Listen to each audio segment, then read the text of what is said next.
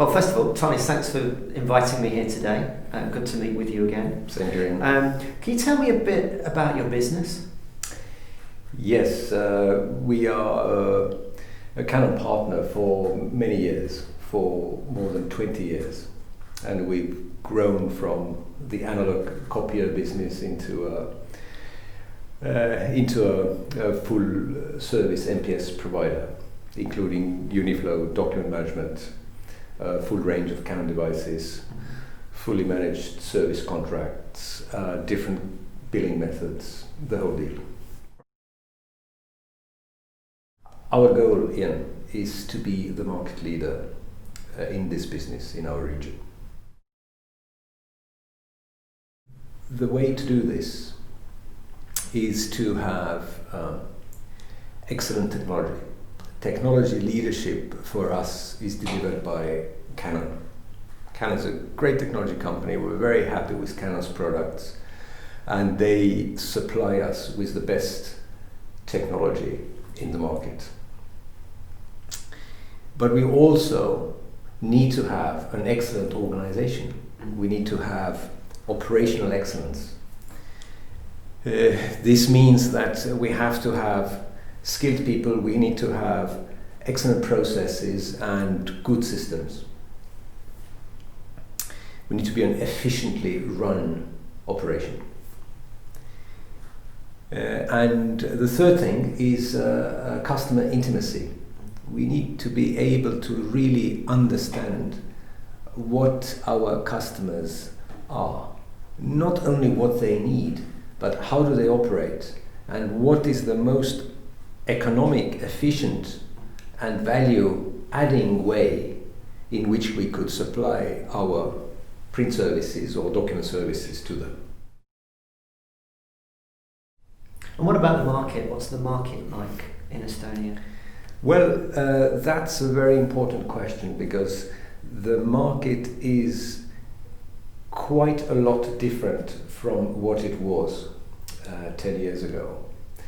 Estonia is especially a country being on the forefront of digital innovation in Europe, and how this relates to our business is the digital advances are causing the document print volume to decline. So Estonia was the first country in Europe to adopt digital signature on a state or country level. So all of the contracts between the public sector and private sector, and many contracts within the private sector, are all signed digitally, right, without paper. And we were the first country that saw the click volumes starting to decline considerably, and it's been declining all along. So our bread and butter business, our core economic engine, which is the click contract base and the profit we make from that, is declining. So that is the challenge we haven't had to face before. How has the change in the market impacted directly on your business?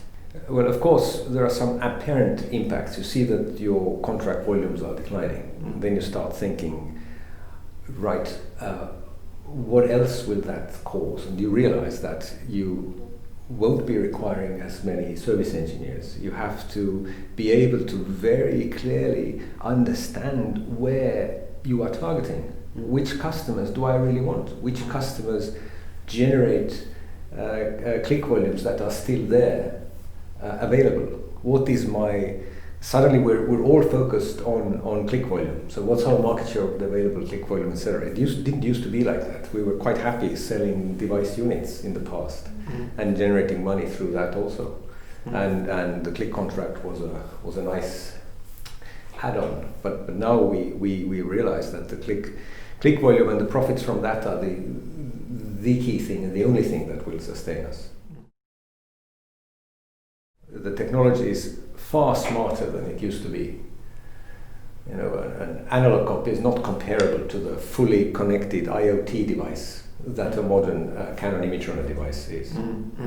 And so we are in a situation where we can work in a very different way compared to 10 years or 15 years ago. 10 years ago, we didn't have any other data from the device than what was recorded in our service management system or ERP system. Now we have a full range of very advanced sets of data that we can read directly from the devices, and that opens up a lot of new opportunities to how we can actually orchestrate our business operations. Once you get into it, you realize that there are many challenges there. It's not only the ability to capture the data, it is an understanding of what data do I actually need to capture, how do I need to look at it, how do I need to measure it, and how do I interpret the results of the measurements, and then what are these key pieces that actually prompt relevant actions. Mm-hmm. Mm-hmm.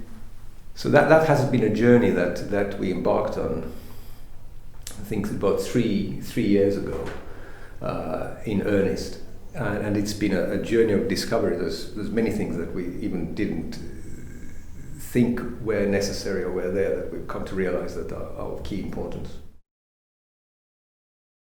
That's interesting, Tonis. Can you tell me a bit more about the characteristics of management in this type of business moving forward? Data per se is dumb. Mm-hmm. You need to apply some way of thinking or some way of interpretation to data. So you need to have skills to understand what data is relevant and how. For example, if I would say that a black and white click cost is important, why is that important?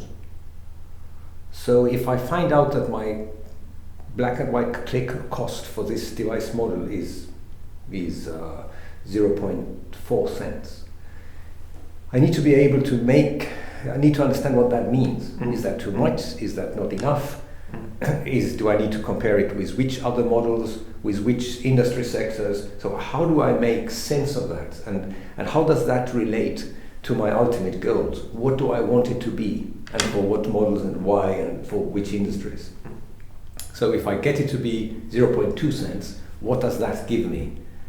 Did I do well if I got it to 0.2? Or what's my goal? What's my target? Same for color click cost, average click cost, different industries. So there's this application of these data to the actual business and understanding how to interpret it. So these skills of making sense of your data are essential, and it seems that in an organization not many people possess these skills, and if the managers or owners of the business don't possess these or don't understand them, then it's very challenging for them. Actually, I would say that they are not able to turn their business around into a business that has a strong information data usage philosophy.